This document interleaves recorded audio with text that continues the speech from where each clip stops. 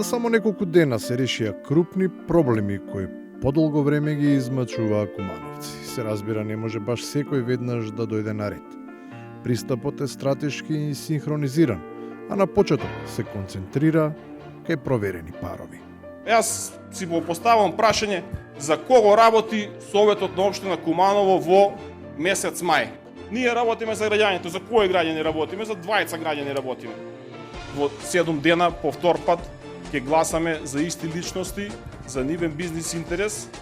Многумина не знаат за кого станува збора, ама идентитетот полека се открива и што е особено интересно, некако природно се вклопува со името на градот. Како уште одамна некој да си правил асоциација, па предвидел дека првите 3 букви нема да бидат случајност, туку модел на функционирање. Кумот и кумашинот не го заробија градот. Градот е нивен. Ова се разбира се невистин и израз на завист кон успешните. Наместо да се поздрави проникливост на тој што постигнал 3 пати подобра цена за парче земја во кое видел перспектива, па го купило другиот. Тие се дрзнуваат да прават чудни математики. Не баре градот ке имал некаква полза ако наместо приватното се продавало државно земјиште.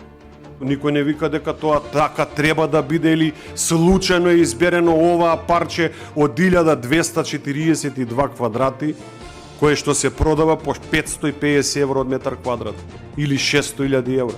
Замислете у касарна да продадевме 1 квадратен метар за 550 евро квадрат. Нема потреба ни да се пресметува зашто за цената на квадратот никогаш не е битна добрата локација, туку визионерството и бизнис осетот за идните одлуки на општината. Но зарем треба да се попречува тој капацитет, тој феномен кој фасцинира и умеи додека се уште е во сенка да препознае важноста на сончевата енергија која не ги грее сите рамномерно.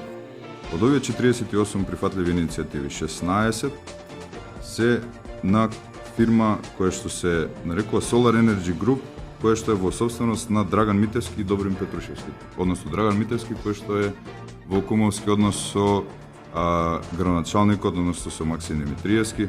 Македонска работа, љубомора и тоа кон луѓе и компании кои едноставно размислуваат неколку чекори пред другите, кои граваат напред. Уште и саркастично, однапред им се ограничува можноста како домашни да се фаворизираат пред странците, ако, на пример, решат да инвестираат во проект со кој АДЖТП би станал центар за вселенски летал.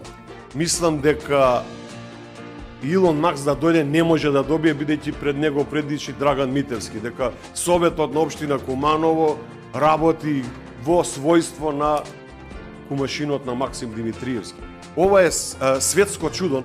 Тоа наше чудо може да стане и светско, зашто талентот да остане ограничен само на Куманово. Може би е време за Wall Street. Навистина треба да му посочите, да му дадете совет на Драган Митевски дека постои светска берза и нека шпекулира и таму, бидејќи очигледно е толку успешен и тоа ќе му успее, па ќе имаме човек од Куманово кој што ќе му парира на Ворен Бафет и успешно ќе работи на светската берза, како што до сега нема промашено предприемачки во општина Куманово. И на крајот. Почитувана председателка, за танго е потребно двое. Најважно за двојката е добро да си ги знае чекорите. Тангото е изиграно. Останатите може слободно да играат ова.